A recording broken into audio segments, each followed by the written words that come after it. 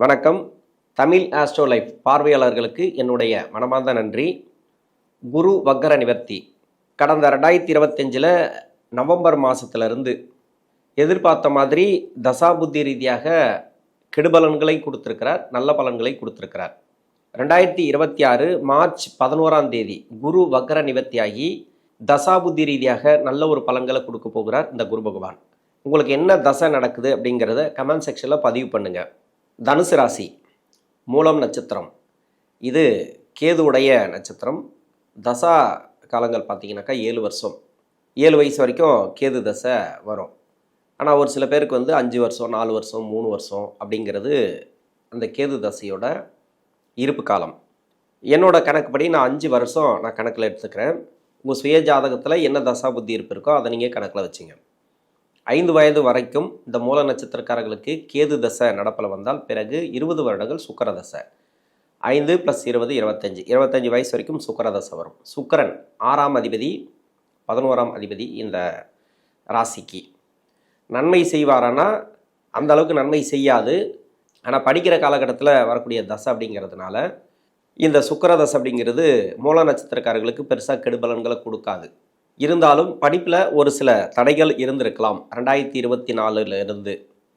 ஏன்னா சனியுடைய நகர்வுகளை நம்ம கணக்கில் எடுத்துக்கணும். ராசிக்கு 7ஆம் இடத்துல குரு வக்கர நிவர்த்தி. இந்த குரு வக்கர நிவர்த்திக்கு ஏன்னா உங்களுடைய சுய ஜாதகத்தில் குரு வக்கரமாக இருக்கக்கூடியவர்களுக்கு ராசிக்கு 6, 8, 12 ஆகிய இடங்களில் மறைவு ஸ்தானத்தில் இருக்கிறவங்களுக்கு, ஏன்னா வேலையை சொல்லக்கூடிய கிரகம் இந்த இடத்துல, அதாவது இந்த ராசிக்கு 4ஆம் இடத்துல ஒரு ஸ்ட்ராங்காக ஒரு கிரகம் இருந்துச்சுன்னு வச்சிங்களேன், உங்களுக்கு வேலையில் எந்த பிரச்சனையும் வராது.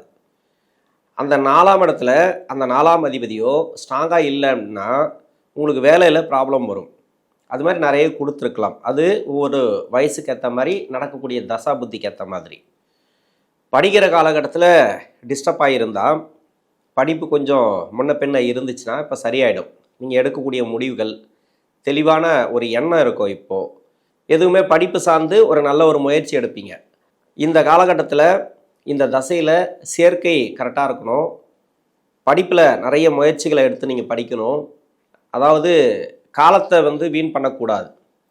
இந்த மாதிரி காலம் இப்போ கிடைக்காது. இதே சுக்கிர தசையில் உங்களுக்கு நிறைய நல்ல பலன்களும் உண்டு. நீங்கள் எந்த அளவுக்கு முயற்சி பண்ணுறீங்களோ அந்த அளவுக்கு நல்ல பலன்கள், அதாவது படிக்கிற காலகட்டத்தில் நல்லதே நடக்கும். நிறைய முயற்சி பண்ணி படிப்பு ரீதியாக எந்த அளவுக்கு படிக்கணுமோ அந்த அளவுக்கு படிச்சுறது நல்லது. இப்போ வேலைக்காக முயற்சி பண்ணுறீங்க, ரொம்ப நாளாக வேலை தடையாக இருக்குது, வேலை கிடைக்காம இருக்குது, இப்போ கிடைக்கும். வேலை ரீதியாக ஒரு நல்ல ஒரு உயர்வு. ஏன்னா அதே 4ஆம் அதிபதினு சொல்லக்கூடியவர் தான் வக்கரத்தில் இருந்தார்.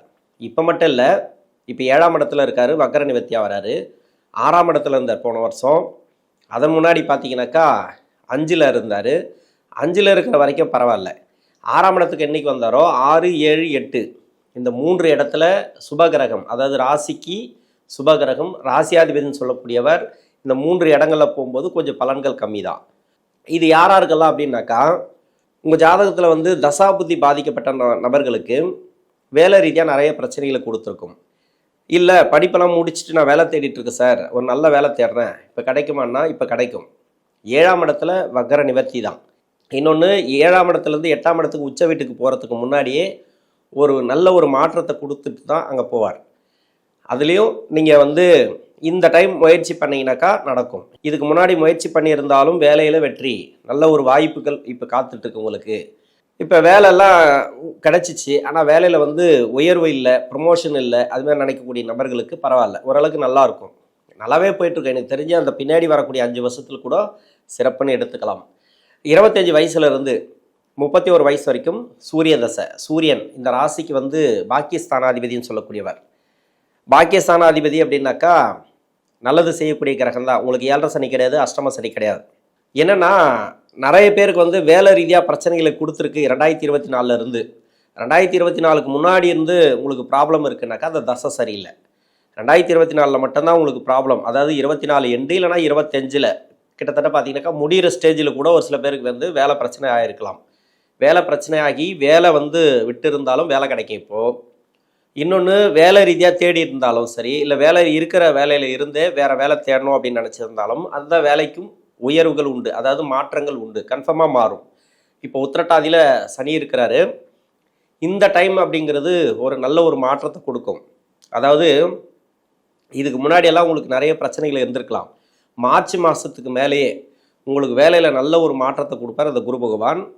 திருமணத்துக்காக முயற்சி பண்ணுறீங்க, நிறைய உங்களுக்கு தடையாக இருக்குனாக்கா அப்போ திருமணம் நடக்கும். திருமணம்லாம் பிரச்சனை வராது உங்களுக்கு. ஏன்னா வக்ர நிவர்த்திக்கு பிறகே நல்ல ஒரு திருமண வாய்ப்புகள் உண்டு. கணவன் மனைவிக்குள்ளே கருத்து வேறுபாடுகள் இருந்துச்சுன்னா, அதாவது கணவன் மனைவியெல்லாம் பார்த்தீங்கன்னாக்கா நிறைய பேர் பிரச்சனையில் இருக்கிறாங்க அந்த சூரிய தசையில். அவங்களுக்கெல்லாம் இப்போ நல்ல ஒரு மாற்றங்கள். 31 வயசுலேருந்து 41 வயசு வரைக்கும் சந்திர தசை. சந்திரன், இந்த சந்திர மகாதசை அப்படிங்கிறது ராசிக்கு அஷ்டமாதிபதி தசை.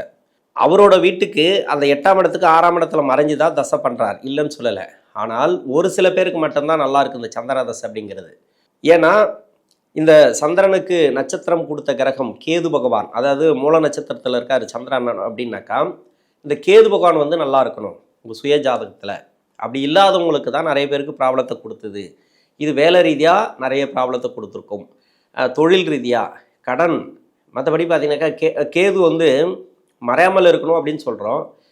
ஒரு நட்சத்திரம் பார்த்தீங்கன்னாக்கா அவர் எந்த நட்சத்திரத்தில் இருக்கார், அவர் எந்த வீட்டில் இருக்கார். இப்போ 6ஆம் அதிபதியோட வீட்டில் இருந்தால் கடனை கொடுத்துருக்கு நிறைய பேருக்கு. இன்னொன்று வேலை வாய்ப்பு ரீதியாக பிரச்சனை. வெளிநாடு சம்மந்தப்பட்ட வேலைக்கு ட்ரை பண்ணியிருப்பீங்க, ஆனால் வெளிநாடு சம்மந்தப்பட்ட வேலை கிடச்சிருக்காது. இல்லை கிடச்சிருந்தாலும் அங்கே போயிட்டு ஒரு வேலை ரீதியாக உயர்வுகளை கொடுத்துருக்காது. இந்த சந்திர தசையிலேயும் முதல் 5 வருஷம், பின்னாடி 5 வருஷம், அதாவது சனி புத்திக்கு பிறகு, அது மாதிரி நிறைய அந்த 2 பாகமாக பிரித்தா கூட அந்த 2 பாகத்துலேயும் முதல் பாட்டு நல்லா இருந்திருக்கும். அந்த சனி புத்திக்கு பிறகு நிறைய பேர் கஷ்டப்பட்டுன்னு வருவீங்க. இது மாதிரி பின்னாடி அந்த 5 வருஷமும் சரியில்லை அப்படின்ற பட்சத்தில் உங்களுக்கு அடுத்து வரக்கூடிய செவ்வாய் தசையும் உங்களுக்கு சரியில்லை. அப்போ தொழில் செய்யக்கூடிய நபர்கள் கொஞ்சம் பார்த்து கவனமாக பண்ணணும். தொழில், அதாவது வேலை அப்படின்னா கூட வேலை போச்சுன்னா வேலை கிடச்சிரும், வேலை அதிகமாக போகாது. ப்ரொமோஷன்லாம் எதிர்பார்த்தீங்கன்னா ப்ரொமோஷன் கிடைக்கும். நல்லபடியாக போயிட்டுருக்கு அப்படின்னா விட்டுருங்க, சூப்பராக இருக்கும் உங்களுக்கு. அதை பற்றி கவலைப்படாதீங்க. வேலை மாற்றணும்னா தாராளமாக மாற்றலாம். தொழில் செய்யக்கூடிய நபர்களுக்கு மட்டும் உங்கள் சுய ஜாதகத்தை நீங்கள் செக் பண்ணிங்க. அப்படி இல்லைன்னாக்கா நீங்களே பார்த்துக்கலாம். 6ஆம் இடத்தோடு இந்த கிரகம், அதாவது நட்சத்திரம் கொடுத்த கிரகம் உங்களுக்கு கனெக்ட் ஆகுதா அப்படின்னு பார்க்கணும் மெயினாக. இன்னொன்று அடுத்து வரக்கூடிய தசை எப்படி இருக்குது, செவ்வாய் தசை எப்படி இருக்குன்னு பார்க்கணும். ஏன்னா தொடர்ச்சியாக நம்ம தொழில் பண்ணோம் அப்படின்னாக்கா இதில் மட்டும் தொழில் நல்லபடியாக பண்ணிவிட்டு அதில் கஷ்டத்தை கொடுத்துடக்கூடாது. அதனால் செவ்வாய் தசையும் நம்ம பார்க்கணும். இப்போ செவ்வாய் இந்த வீட்டுக்கு 5ஆம் அதிபதி விரையாதிபதினு சொல்லக்கூடியவர், நன்மை செய்யக்கூடிய கிரகம் தான். அடுத்தடுத்து வரக்கூடிய தசைகள் உங்களுக்கு நல்லா இருக்கான்னு பார்த்துங்க. ஆனால் குரு வக்கர நிவர்த்தி அப்படிங்கிறது இந்த சந்திர தசையில் இருக்கிறவங்களுக்கு நல்ல ஒரு மாற்றம். குடும்ப வாழ்க்கையில் கொஞ்சம் பிரச்சனைகளை கொடுத்துருந்தா அதை மாறக்கூடிய வாய்ப்பு இருக்குது. 31 வயசுலேருந்து 48 வயசு வரைக்கும் செவ்வாய் தசை. செவ்வாய், இந்த செவ்வாய் தசை அப்படிங்கிறது இருக்கு இல்லையா, இந்த தசை ராசிக்கு 5 கூடைய தசை, விரையாதிபதி. உங்களுக்கு நல்லா இருக்கும், இல்லைன்னு சொல்லலை. ஆனால் செவ்வாய் தசையிலே கஷ்டப்படக்கூடிய நபர்களுக்கு இந்த குரு வக்கர நிவர்த்திங்கிறது ஓரளவுக்கு நல்ல ஒரு மாற்றத்தை கொடுக்கும். பண ரீதியாக வருமானத்தை கொடுக்கும். அதாவது மணி லாக் ஆயிருந்துச்சுன்னா அதெல்லாம் வர்றது, வருமானம் வர்றது, ஒரு வேலை அமையிறது, ஒரு தொழிலில் ஒரு திருப்புமுனை இப்போ ஏற்படுறது, இது மாதிரி நல்ல ஒரு காலம் அப்படின்னு சொல்லலாம் இந்த குரு வக்கர நிவர்த்திக்கு பிறகு. ஏன்னா 8ஆம் இடத்துக்கு உச்ச வீட்டுக்கு போகிறார் அந்த குரு பகவான். அதுக்கு முன்னாடியே ஒரு நல்ல ஒரு மாற்றம் கொடுப்பார், இல்லைன்னு சொல்லலை. ஒரு சில பேருக்கு செவ்வாய் இந்த ராசியில் இருக்கும், இல்லைனா ராசியை விட்டு ராசியில இருந்து பார்த்தீங்கன்னாக்கா 6ஆம் இடத்தோட கனெக்ட் ஆகிருக்கும், லக்னத்துக்கு 6ஆம் இடத்தோட கனெக்ட் ஆகிருக்கும். அது மாதிரி இருக்கிறவங்களுக்கு தொழில் ரொம்ப கஷ்டத்தை கொடுக்கும். அதுலேயும் 7 சனி வந்துச்சுன்னா நிறைய ப்ராப்ளம். 7 சனி இல்லை இப்போது, அதை பற்றி பேச தேவையில்லை. இன்னொன்று என்னன்னாக்கா, அது மாதிரி 6ஆம் இடத்தோட கனெக்ட் ஆகிறவங்க, அதாவது ராசிக்கு 8ல் மறைவு ஸ்தானத்தில் இருக்கிறவங்க, ராசிக்கு 8ல் இருந்துச்சுனாக்கா நீசமாயிடு வராங்க. இது மாதிரியான தசைகள் பார்த்தீங்கன்னாக்கா உங்களுக்கு அந்த அளவுக்கு நல்ல பலன்களை கொடுக்காது. செவ்வாய் தசை ஓடிட்டுருக்கு, நம்ம வீடு வாங்கலாம், கார் வாங்கலாம், நிறைய ஆசாபாசங்கள் இருக்கும். இருந்தாலும் அதெல்லாம் நடக்கணும் அப்படின்னாக்கா அந்த தசை அப்படிங்கிறது வலுவாக இருந்தால் மட்டும்தான். இப்போ குரு பயிற்சி வருது, இப்போ குரு வக்கர நிவர்த்தி வராரு, இதுக்கெல்லாம் நல்லா சொல்லிக்கலாம். ஆனால் என்னை பொறுத்த வரைக்கும் என்னென்னா, இந்த குரு வக்கர நிவர்த்தி கூட ஏதோ ஒரு தசாபுத்தி மாறுதுன்னா மட்டுமே இங்கே இந்த வக்கர நிவர்த்திக்கு ஒரு நல்ல ஒரு மாற்றம் எதிர்பார்க்கலாம். இல்லைன்ற பட்சத்தில் அது கொஞ்சம் கம்மி தான். ஏன்னா தசாபுத்தி அப்படிங்கிறது 7 வருஷம். இது புத்தி நடத்தக்கூடிய கிரகம் 6 மாதம் 8 மாதம்லாம் இருக்குது. அப்போது ஏதோ ஒன்று மாறும். இந்த 2026 இந்த புத்தி நடத்தக்கூடிய கிரகம். அப்போது ஒரு நல்ல ஒரு மாற்றத்தை இந்த காலகட்டங்களில் அந்த செவ்வாய் தசையில் பார்க்கலாம். பண வரவு உண்டு, ப்ராப்பர்ட்டி ரீதியாக நல்ல ஒரு யோகம், சொத்து ரீதியாக நல்ல ஒரு யோகம். இது மாதிரி செவ்வாய் தசையில் இருக்கிறவங்களுக்கு நீங்கள் எதிர்பார்ப்பு முயற்சி பண்ணுறது எதுவாக இருந்தாலும் சரி சக்ஸஸ் ஆகும். 48 வயசுலேருந்து 66 வயசு வரைக்கும் ராகு தசை. ராகு இந்த ராகு பெரும்பாலும் பார்த்தீங்கன்னாக்கா இந்த வீட்டுக்கு பகை கிரக வீட்டில் இருந்து தசை பண்ணிச்சுன்னா நன்மை கிடையாது. பகை கிரக வீடு அப்படின்னாக்கா குருவுடைய வீட்டுக்கு சுக்கிரனோட வீடு பகை கிரக வீடு. இன்னொன்று சனியோட வீட்டில் இருந்தால் கூட அதுக்கு விதிவிலக்கு உண்டு. எல்லாத்துக்குமே நன்மை செஞ்சிடும் அப்படின்னு சொல்ல முடியாது, இல்லை கெடுதல் செஞ்சிடும் அப்படின்னு சொல்ல முடியாது. ஏன்னா கூட இருக்கிற கிரகங்கள் இருக்கு இல்லையா, ரொம்ப நெருக்கமாக இருக்கக்கூடிய கிரகங்கள் அந்த காரகத்துவத்தை வாங்கி இந்த ராகுவானுடைய தசையில் கொடுக்கும். ஆனால் அந்த தசை வேலை பார்க்காது. அதாவது கூட இருக்கக்கூடிய கிரகம் அந்த தசை வேலை பார்க்காது. எந்த கிரகமாக இருந்தாலும் சரி அதனுடைய காரகத்துவம் அடி வாங்கும். ஆனால் அது என்னென்ன பலன்கள் இருக்கோ, அதாவது அதனுடைய குணாதிசயங்கள் என்னென்ன இருக்கோ, இப்போ குரு செவ்வாய் இது மாதிரி இருக்கிறதெல்லாம் அரசியல் அரசாங்கம் அது மாதிரி நிறைய, அதாவது வெளிநாடு யோகம், இல்லைன்னா வெளிநாட்டில் போய் நல்லா சம்பாதிக்கிறது, இல்லை இங்கேருந்தே கூட பெரிய தொழிலில் இருக்கிறது, நல்ல ஒரு வருமானத்தில் இருக்கிறது, நல்ல ஒரு வேலை வாய்ப்பில் இருக்கிறது, அது மாதிரி நிறைய எடுத்து இது கொடுத்துரும், இந்த தசையில் கொடுத்துரும். ஆனால் மறைமுக சுப தொடர்பில் இருக்கும்போது மட்டும், இன்னொன்று நேரடி சுப தொடர்பில் இருந்தாலும் கொடுக்கும். ஆனால் 7.5 சனி வரும்போது அதுக்கு எடுத்து விட்டுரும். அது மட்டும் இல்லாமல் அடுத்தடுத்து வரக்கூடிய தசைகள் அந்த தசையாக இருந்தால், கூட இருக்கக்கூடிய கிரகத்தோட தசையாக இருந்தால் அது பிரச்சனைகள் கொடுக்கும். அதனால் கொஞ்சம் கவனமாக பார்த்துக்கணும்.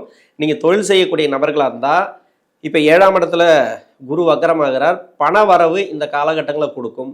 மனநிலையில் ஏதோ ஒரு மாற்றம் தெரிய ஆரம்பிக்கும். தொழிலில் ஒன்று புதுசாக ஏதோ ஒரு புதிய முயற்சிகளை இப்போ கையில் எடுக்கலாம்.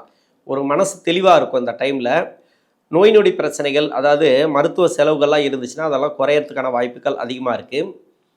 குடும்ப சூழல் நல்லாயிருக்கும். வீடு கட்டுறது, ப்ராப்பர்ட்டி சேர்க்கை, அது மாதிரி நீங்கள் எதெல்லாம் முயற்சி பண்ணீங்களோ, அதாவது 24க்கு முன்னாடி இருந்து உங்களுக்கு கஷ்டம் அதிகமாக இருக்குது அப்படின்னாக்கா, 7.5 சனி விடுதலையான பிறகு இருந்து கூட எனக்கு கஷ்டம் போகல அப்படின்னாக்கா அது வந்து தசாபுத்தி ப்ராப்ளம். 24ல் மட்டும்தான் உங்களுக்கு ப்ராப்ளம். அதாவது 24னா 24 எண்டு, இல்லைனா 25ல் தான் அந்த சனி பகவான் வந்து பூரட்டாதி நட்சத்திரத்தில் இருந்தார். அந்த பூரட்டாதி நட்சத்திரத்தில் இருக்கும்போது அந்த நட்சத்திராதிபதினு சொல்லக்கூடிய கிரகம் யாருன்னா உங்கள் ராசிக்கு வந்து 4ஆம் அதிபதி. அப்போ வேலை பாதிச்சிருக்கும், தொழில் இருந்தால் தொழிலில் பாதிச்சிருக்கும். ஏன்னா அவர் வக்கரமாக வர இருக்கார். இப்போ வரைக்கும் உங்களுக்கு விடுதலை ஆகிருக்காது. 25 அது நிறைய குரு பயிற்சி வந்தது, இன்னொன்று வந்து சனி பயிற்சியும் வந்தது. இப்போ வாக்கிய பஞ்சாங்கப்படி சனி பயிற்சி வரப்போது. இவ்வளோ மாற்றங்களை வந்து எனக்கு எந்த வித மாற்றமும் இல்லை அப்படின்னா கன்ஃபார்மாக 100% வந்து பார்த்தீங்கன்னாக்கா ஒரு மார்ச் மாதத்துக்கு அப்புறம், ஏன்னா சனியும் வந்து ஒரு நல்ல ஒரு பொசிஷனில் உட்காந்துட்டார், உத்திரட்டாதிக்கு போயிட்டாருன்னு வச்சிங்களேன். இதன் பிறகு பார்த்தீங்கன்னாக்கா குருவும் வக்கர நிவர்த்தியார் உடனே. அப்போது அதுக்குண்டான பலன்களும் கிடைக்கும். அடுத்து வரக்கூடிய பயிற்சி இருக்கு இல்லையா, குரு பயிற்சி, அதுக்குண்டான பலன்களும் கிடைக்கும். இரட்டிப்பு பலன்கள் இந்த ராகு தசையில் நல்ல ஒரு மாற்றங்களை எதிர்பார்க்க போகிறீங்க. இந்த ராகு தசையில் இருக்கக்கூடிய நபர்கள், அதுலேயும் மூல நட்சத்திரக்காரர்களுக்கு 66 வயசுலேருந்து 82 வயசு வரைக்கும் குரு தசை. குரு பின்னாடி வரக்கூடிய தசை உங்களுக்கு வந்து சிறப்பான தசை. இதில் வந்து மருத்துவ செலவுகள் நிறைய இருந்துச்சுனாக்கா அதெல்லாம் குறையறதுக்கான வாய்ப்பு இருக்குது. மருத்துவ செலவுகள், இன்னொன்று உங்களுக்கு கடன் பிரச்சனை, நோய் நொடி பிரச்சனைகள் எதுவாக இருந்தாலும் சரி, உங்களுக்கு எதிர்பார்ப்புகள் இப்போ பூர்த்தியாகும். சுப விசேஷங்கள் அதிகமான வீட்டில் நடக்கும். குருதசை பற்றி நீங்கள் கவலையப்படத்தால, குருதசையில் இருக்கிறவங்களுக்கு நல்லாயிருக்கும். ஏன்னா 6, 7, 8ல் குரு இருந்தால் கூட பெருசாக கெடுபலன் பண்ணாது. உங்கள் சுய ஜாதகத்தில் மறைவு ஸ்தானத்தில் இருந்தால் மட்டும்தான் அந்த குரு நிறைய கஷ்டத்தை கொடுத்துருக்கோம். கோச்சாரத்தில் குரு வந்து 6, 7, 8ல் இருந்தால் கூட, நேரடியாக இருந்தால் கூட பெருசாக அவ்வளோ நல்ல பலன்களை கொடுக்காது. தசாபுத்தி நல்லா இருக்கிறவங்களுக்கு மட்டுமே நல்லாயிருக்கும். தசாபுத்தி சரியில்லாதவங்களுக்கு நிறைய பிரச்சனைகளை கொடுத்துருக்கு இந்த குரு பகவான் தசை அப்படிங்கிறது. ஆனாலும் இந்த வயதான காலகட்டத்தில் வரக்கூடிய தசை அப்படிங்கிறது உடல்நிலை சம்மந்தப்பட்ட பிரச்சனைகள் இருந்தால் தீரக்கூடிய வாய்ப்பு இருக்குது. 82 வயசுக்கு மேலே 19 வருடங்கள் சனி தசை. பின்னாடி வரக்கூடிய சனி தசை மன நிம்மதியை கொடுக்கும். மனசில் வந்து தெளிவான ஒரு முடிவு எடுப்பீங்க. அது மாதிரி சனியுடைய நகர்வுகளை வச்சு பார்த்தா ஓகே தான். உங்கள் சுய ஜாதகத்தில் வந்து சனி பகவான் மட்டுமே 6, 8, 12 அப்படி இல்லைனாக்கா நீசமாக இருக்கிறவங்க, லக்னத்துக்கு மறைவு, ராசிக்கு மறைவு, அது மாதிரி மறைவு ஸ்தானத்தில் இருக்கிறவங்க, ராகு கேதுவோடு சேர்ந்து இருக்கிறவங்க மட்டுமே உணவு பழக்க வழக்கத்தில் கொஞ்சம் கவனமாக இருக்கணும். நெடுந்தூர பயணங்களை தவிர்ப்பது இந்த காலகட்டங்களில் நல்லது. மற்றபடி பார்த்தீங்கன்னாக்கா அந்த சனி தசையும் பின்னாடி வரக்கூடிய சனி தசையும் சுப விசேஷம், அது மட்டும் இல்லாமல் வீட்டில் வந்து நிறைய நல்ல பலன்களும் நல்ல காலமும் இந்த காலகட்டங்களில் உண்டு. தனுசு ராசியில் இருக்கக்கூடிய மூல நட்சத்திரக்காரர்களுக்கு குரு வக்கர நிவர்த்தி அப்படிங்கிறது நல்ல ஒரு மாற்றங்களை கொடுக்கும். நன்றி.